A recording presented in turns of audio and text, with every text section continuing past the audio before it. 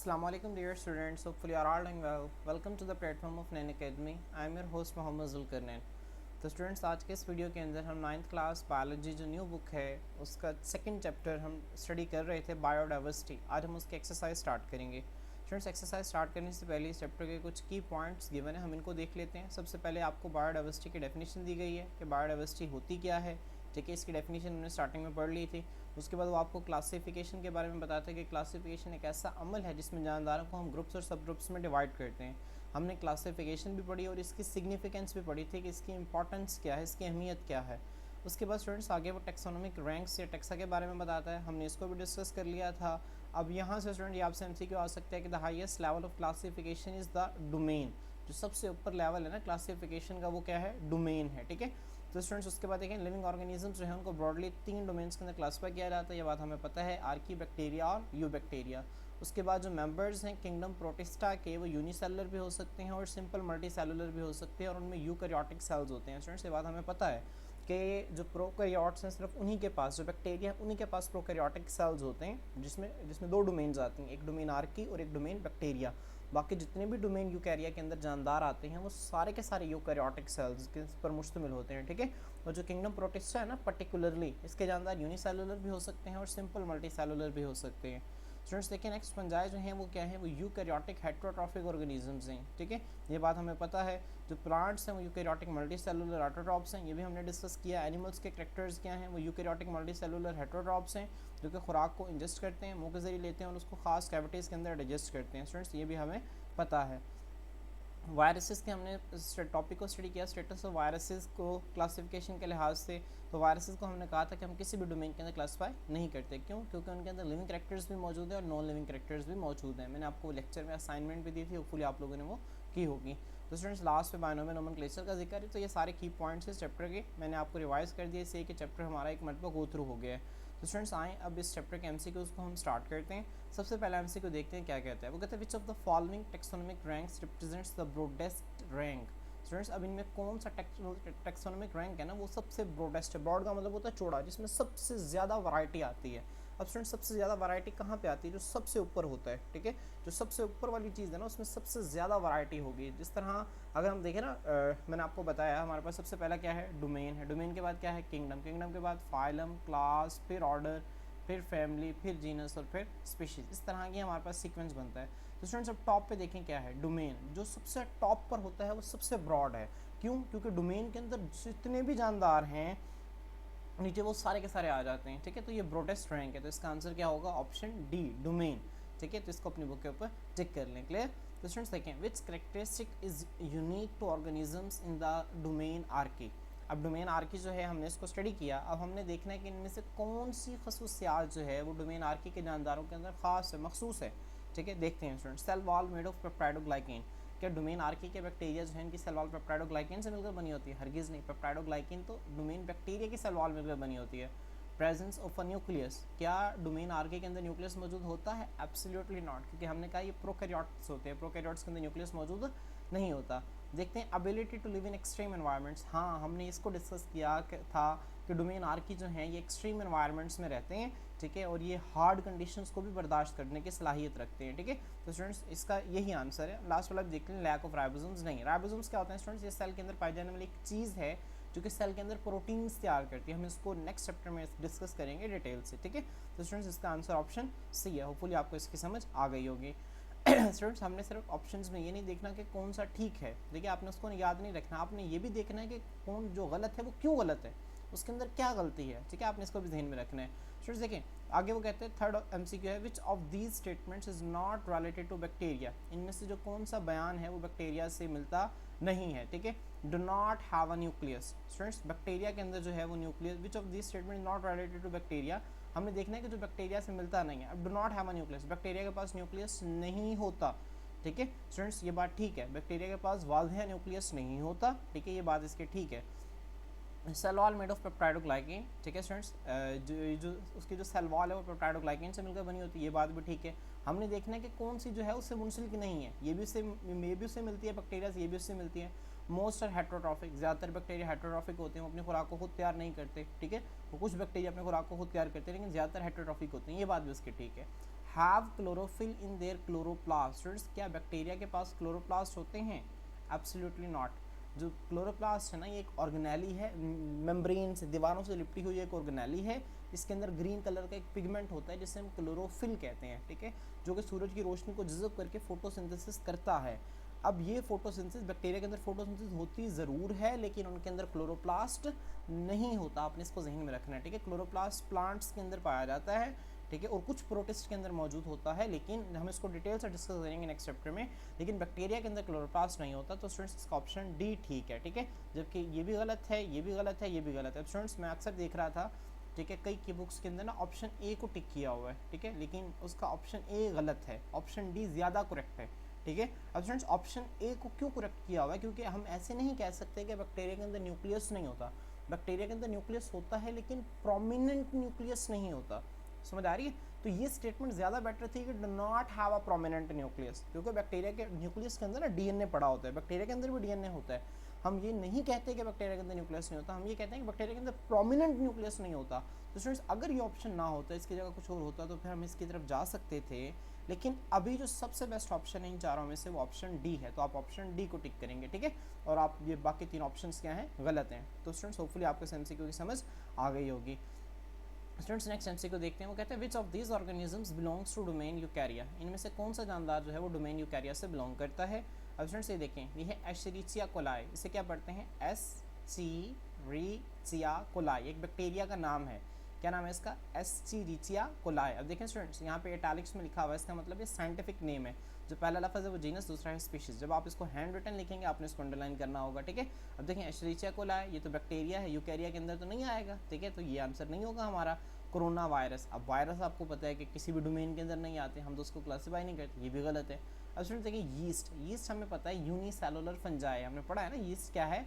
एक unicellular fungus है, और ये डोमेन यूकैरिया के अंदर आती है। इसका करेक्ट आंसर क्या होगा? Option B. तो स्टूडेंट्स होपफुली आपको इसकी समझ आ गई होगी। स्टूडेंट्स नेक्स्ट एमसीक्यू देखते हैं। वो कहते हैं which of the following is a की करेक्टरिस्टिक। इनमें से कौन सी इज अ की कहते हैं बुनियादी को, करेक्टरिस्टिक कहते हैं खसूसियत को, डैट डिस्टिंग्विश, जो कि नुमाया करती है, फ़र्क करती है यूकैरियोटिक सेल्स, ठीक है, फ्रॉम प्रोकैरियोटिक सेल्स। अब इनमें से स्टूडेंट्स आपने बताना है वो कौन सी चीज़ है जो कि यूकैरियोटिक सेल्स को प्रोकैरियोटिक सेल्स से अलग करती है। अब स्टूडेंट्स मैंने आपको याद है, मैंने आपको क्या बताया हुआ है? मैंने आपको बताया हुआ है कि वो तमाम जानदार जिनमें वाज़ेह न्यूक्लियस मौजूद होता है वो यूकैरियोटिक है, जिनमें मौजूद नहीं होता वो प्रोकैरियोटिक हैं। अब स्टूडेंट्स देखें, लैक ऑफ सेल वॉल, क्या ये ऑप्शन हमारा ठीक है? सेल वॉल नहीं होती। अब प्रोकैरियोट्स के अंदर तो सेल वॉल होती है, यूकैरियोट्स के अंदर क्या सेल वॉल नहीं होती? अब देखिए ना, यूकैरियोट्स में मैं आपको बताता हूँ, प्लांट्स की सेल वॉल होती है ना, होती है ना। प्लांट्स क्या है? यूकैरियोट्स है, उनकी सेल वॉल सेलुलोज से मिलकर बनी होती है। फंजाई क्या है? यूकैरियोट्स है, उनकी सेल वॉल काइटिन से मिलकर बनी होती है। तो इसका ऑप्शन ए तो नहीं होगा, क्योंकि यूकैरियोट के पास भी सेल वॉल होती है, प्रोकैरियोट के पास भी सेल वॉल होती है, तो ये तो ऑप्शन नहीं होगा।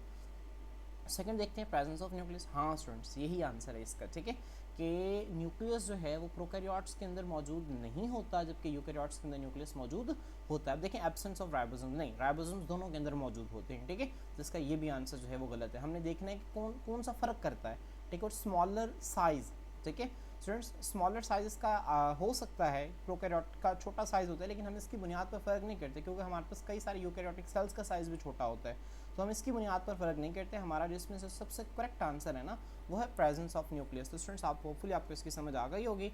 अब स्टूडेंट्स देखें नेक्स्ट एमसीक्यू की तरफ देखते हैं। वो कहते हैं which kingdom includes organisms that are primarily unicellular, eukaryotic and often heterotrophic.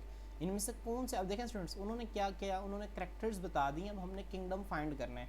अब क्या करेक्टर्स हैं? वो कहते हैं which kingdom include organisms that are primarily, जो कि इब्तदाई तौर पर यूनिसेलुलर होते हैं, यूकैरियोटिक हैं और हेटेरोट्रॉफिक। अब स्टूडेंट्स देखें, यूनिसेलुलर है ना, आपको पता है कि यूनिसेलुलर कौन कौन से होते हैं, ठीक है, जितने भी डोमेन बैक्टीरिया और डोमेन बैक्टीरिया और डोमेन आर्की के जानदार हैं, यूनिसेलुलर हैं। कुछ प्रोटिस्ट यूनिसेलुलर होते हैं, क्या होते हैं? कुछ प्रोटिस्ट यूनिसेलुलर होते हैं, और सिर्फ यीस्ट यूनिसेलुलर है, ठीक है। अब ये आपको पता है, अभी हमें पता है कौन कौन से जानदार यूनिसेलुलर। देखें अब वो कहते हैं इनमें से कौन से जानदार जो हैं वो यूनिसेलुलर। अच्छा, आर्की भी यूनिसेलुलर हो सकता है, ठीक है, आर्की भी यूनिसेलुलर हो सकता है, प्रोटिस्टा भी यूनिसेलुलर हो सकते हैं, ठीक है। प्लांटी यूनिसेलुलर नहीं होते, फंजाई ज़्यादातर मल्टीसेलुलर होते हैं। एक ही जानदार है, जब वो लिखेगा उसको स्पेसिफाई कर देगा, तो फंजाई यूनिसेलुलर नहीं होते। अब इन दोनों में से स्टूडेंट्स कौन सा ठीक है? अभी हम अगली खसूसियत बनाएंगे, यूकैरियोटिक। क्या है स्टूडेंट्स? यूकैरियोटिक। अब देखें आर्की जो है ये तो प्रोकैरियोटिक है, इसका मतलब है ये हमारा आंसर नहीं होगा। हमारा आंसर क्या होगा? प्रोटिस्टा। ठीक है, ये जानदार यूकैरियोटिक हैं और ओफन क्या होंगे? हेट्रोट्रॉफिक होंगे। ठीक है, प्रोटिस्टा के अंदर वो जानदार, ठीक है, जो कि स्टूडेंट्स हमारे पास, ठीक है, जिसे हम प्रोटोजोन्स कह रहे हैं, जो एनिमल लाइक प्रोटिस्ट हैं, ठीक है, वो अपनी खुराक को खुद तैयार नहीं करते, तो वो इसके अंदर आएंगे, तो किंगडम प्रोटिस्टा। ठीक है, ये इसका आंसर होगा, एग्जैक्ट ऑप्शन बी इसका करेक्ट आंसर है। ठीक है, तो स्टूडेंट्स नेक्स्ट देखते हैं, वो कहते हैं why are fungi included in heterotrophic organisms. Fungi को हेटेरोट्रॉफिक ऑर्गेनिजम्स में क्यों रखा गया है? ठीक है, have chitin in cell wall, इनकी सेल वॉल में काइटन होता है, तो स्टूडेंट्स ये नहीं है आंसर इसका, ठीक है, क्योंकि लाजमी नहीं है कि हेटेरोट्रॉफिक के लिए जो सेल वॉल को हम देखते हैं, हम कहते हैं हेटेरोट्रॉफिक ऐसे जानदार हैं जो कि अपनी खुराक को खुद तैयार नहीं करते। ठीक है, अब स्टूडेंट्स देखें एब्जॉर्ब न्यूट्रिएंट्स, अब इससे कुछ हमें आइडिया मिल रहा है कि न्यूट्रिएंट्स को जज़ब करते हैं, तो ये इसका आंसर हो सकता है। अब नेक्स्ट एमसीक्यू उसको देखते हैं। ठीक है, इसका आंसर हो सकता है प्रोबेबली, क्योंकि न्यूट्रिएंट्स को जज़ब करते हैं, अपने खुराक को खुद तैयार नहीं कर सकते, ये हो सकता है। अब स्टूडेंट्स देखें रिप्रोड्यूस बाय स्पोर्ट्स, नहीं, ये इसका आंसर नहीं हो सकता। बहुत सारे जानदार पौधे भी स्पोर्ट्स जो है, स्पोर्ट्स क्या होते हैं हम स्टूडेंट्स उसको रिप्रोडक्शन के चैप्टर में देखेंगे, तो बहुत सारे जानदार जो हैं वो स्पोर्ट्स के जरिए अपनी नई नस्ल पैदा करते हैं। ठीक है, कैन नॉट प्रिपेयर फूड, ये अपनी खुराक को खुद तैयार नहीं करते। स्टूडेंट्स ये ऑप्शन डी इसका सबसे बेस्ट आंसर है, ऑप्शन डी। ठीक है, इन फंजाई को हेटेरोट्रॉफिक ऑर्गेनिजम्स में क्यों रखा गया? क्योंकि अपनी खुराक को खुद तैयार नहीं करते। स्टूडेंट्स अब देखें ना, हेटेरोट्रॉफिक ऑर्गेनिजम्स की डेफिनेशन जो है, अब यहाँ पे अक्सर की बुक्स के अंदर उन्होंने ऑप्शन बीटा को टिक किया हुआ है, लेकिन ऑप्शन बीटा इसका यहाँ पर ज़्यादा करेक्ट नहीं है। ज़्यादा करेक्ट इसका ऑप्शन डी है कि अपनी खुराक को खुद तैयार नहीं कर सकते। अब ये आपने देखना है कि कैसे ज़्यादा ठीक है, मैं आपको लॉजिक के साथ बताता हूँ। स्टूडेंट्स देखें, हेटेरोट्रॉफिक ऑर्गेनिजम्स के यहाँ पे पूछा होगा फंजाई को क्यों रखा गया हेटेरोट्रॉफिक ऑर्गेनिजम्स के अंदर। ठीक है, अब अगर ये ऑप्शन डी ना होता और इसकी जगह पे कोई और ऑप्शन होता, अक्सर की बुक्स के अंदर इसकी जगह पर ना ऑप्शन कोई और है, चेंज है, जिसकी वजह से उन्होंने फिर बी को टिक किया हुआ है। अगर ऑप्शन डी की जगह कोई और ऑप्शन होता तो आप ऑप्शन बी की तरफ जाते, लेकिन यहाँ पर जो सबसे ज़्यादा करेक्ट है वो ऑप्शन डी है। ठीक है, आपने इसको जहन में रखना है। ऑप्शन डी कैसे करेक्ट है? क्योंकि हेटेरोट्रॉफिक ऑर्गेनिजम्स हम कहते हैं वो जानदार जो कि अपनी खुराक को खुद तैयार नहीं कर सकते। अब हम कभी भी ये हेटेरोट्रॉफिक ऑर्गेनिजम्स की डेफिनेशन में नहीं कहते कि ऐसे तमाम जानदार जो अपनी खुराक को खुद तैयार नहीं कर सकते और न्यूट्रिएंट्स को जज़ब करते हैं उन्हें हम हेटेरोट्रॉफिक कहते हैं, कभी भी नहीं ना कहेंगे ऐसा, क्योंकि हेटेरोट्रॉफिक ऑर्गेनिज्म एनिमल्स भी हैं, वो न्यूट्रिएंट्स को जज़ब नहीं करते, वो तो खुराक को मुंह के जरिए लेते हैं। तो स्टूडेंट्स यहाँ पर एब्जॉर्ब न्यूट्रिएंट्स भी गलत है और सबसे जो करेक्ट आंसर है वो क्या है? ऑप्शन डी है, आपने इसको जहन में रखना है। ठीक है, तो स्टूडेंट्स आए अब हम नेक्स्ट एमसीक्यू देखते हैं। वो कहता है कि why it is impossible to classify viruses within traditional biological kingdoms. जो हमारे पास ट्रेडिशनल रवायती बायोलॉजिकल किंगडम्स है ना, ठीक है, उसके अंदर वायरसेस को हम क्लासीफाई क्यों नहीं कर सकते? हमने इसको देखना है, वायरसेस को क्लासीफाई क्यों नहीं कर सकते। अब जो देखें, they lack cellular structure and organelles, पहला ऑप्शन हमें ठीक लग रहा है। ठीक है, ठीक भी हो सकता है, बाकियों को रीड कर लेते हैं ना, कभी भी आपने सिर्फ ऑप्शन ए पढ़ के बाकियों की तरफ नहीं जाना। ठीक है, बाकियों के मतलब रीड ज़रूर कर लेना है। ये सेलुलर, इनके पास सेलुलर स्ट्रक्चर नहीं होता और ऑर्गेनालिस नहीं होती, यही ठीक आंसर है। ठीक है, क्योंकि हमने क्लासिफिकेशन में हम लिविंग ऑर्गेनिजम्स को स्टडी करते हैं। ठीक है, लिविंग ऑर्गेनिजम्स को क्लासीफाई करते हैं और लिविंग ऑर्गेनिज्म का जो बुनियादी करैक्टर है वो सेल है। जिसके पास सेल होगा उसके पास लाइफ है, जिसके पास सेल नहीं है उसके पास लाइफ भी नहीं है। तो स्टूडेंट्स यहाँ पर जो करेक्ट आंसर है ना ऑप्शन ए है। अब बाकियों को भी देख लेते हैं, they can not perform photosynthesis, नहीं, ठीक है, ये इसका आंसर नहीं है। ठीक है, क्योंकि बहुत सारे ऐसे जानदार हैं जो फोटोसिंथेसिस नहीं करते, जैसे कि एनिमल्स, हम उनको तो क्लासीफाई करते हैं, तो इसका आंसर नहीं है। They are smaller in size than bacteria, नहीं स्टूडेंट, साइज की बुनियाद पर हम क्लासिफिकेशन नहीं करते। उसके बाद दे आर पैरासाइट्स, ये क्या हैं? ये पैरासाइट्स हैं स्टूडेंट्स, नहीं। ठीक है, अब ये आप समझ लें कि पैरासाइट्स हैं एक किस्म के, क्योंकि पैरासाइट्स क्या होते हैं शायद आपने ना पढ़ा हो। पैरासाइट्स कहते हैं ऐसे जानदार जो कि हमारे जिस्म के अंदर रहते हैं, हमसे पनाह भी लेते हैं, हमसे खुराक भी लेते हैं और बदले में हमें नुकसान पहुंचाते हैं। तो स्टूडेंट्स वायरसेस पैरासाइट्स हैं, लेकिन इसके अब ये देखें ना, ये इनका करेक्टर है लिविंग वाला, लेकिन इनके बहुत सारे करेक्टर्स नॉन लिविंग वाले भी हैं, तो ये इसका ऑप्शन ये भी नहीं है, इसका ऑप्शन ए जो है इसका ठीक आंसर है। ठीक है, स्टूडेंट्स अब देखते हैं which of the following is the correct way for writing the scientific name of humans. अब स्टूडेंट्स यहाँ पे देखिए उन्होंने टाइप किया हुआ है, टाइप में वो अंडरलाइन नहीं करेंगे, वो इटैलिक्स में लिखेंगे। अब देखें यहाँ पर हम पहला ऑप्शन देखते हैं। अच्छा देखें इटैलिक्स में लिखा हुआ, आप देख रहे हैं ना थोड़े से टेढ़े हरूफ आप देख रहे हैं, टेढ़ा है और इस एज को देखें आपको फ़र्क नज़र आएगा, ये टेढ़ा है और ये सीधा है। अब इसका मतलब ये इटैलिक्स में है। ठीक है, ये इटैलिक्स में है, ये इटैलिक्स में नहीं है, ये भी इटैलिक्स में नहीं है और ये भी इटैलिक्स में नहीं है। अब देखें स्टूडेंट्स यहाँ पर आप क्लैरिफाई कर सकते हैं कि चूँकि ये भी इटैलिक्स में नहीं है, ठीक है, तो ये भी गलत है, ये भी गलत है, ये भी गलत है, ये ठीक है। ठीक है, अब मज़ीद देख लेते हैं। स्टूडेंट्स देखें यहाँ पर सेपियंस हमने पढ़ा था कि जो पहला वर्ड जीनस है वो हमेशा कैपिटल होगा, दूसरा वर्ड हमेशा स्मॉल होगा स्पीशीज़ का। अब यहाँ पे देखें, एक तो इटैलिक्स में नहीं है, सेम वही है लेकिन इटैलिक्स में नहीं है, तो ये गलत है। अब यहाँ पे उसने स्पीशीज़ का वर्ड कैपिटल लिख दिया है, ये भी गलत है, और यहाँ पे जीनस का वर्ड स्मॉल लिख दिया, ये भी गलत है। ठीक है, तो स्टूडेंट्स होपफुली आपको इसकी भी समझ आ गई होगी। अब स्टूडेंट्स आए, अब हम नेक्स्ट देखते हैं, लास्ट हमारा एमसीक्यू है, ठीक है। वो कहते हैं कि विच information you can get if you know the scientific name of an organism. अगर आपको किसी भी जानदार का साइंसी नाम बता दिया जाए तो आप उसकी क्या इन्फॉर्मेशन निकाल सकते हैं।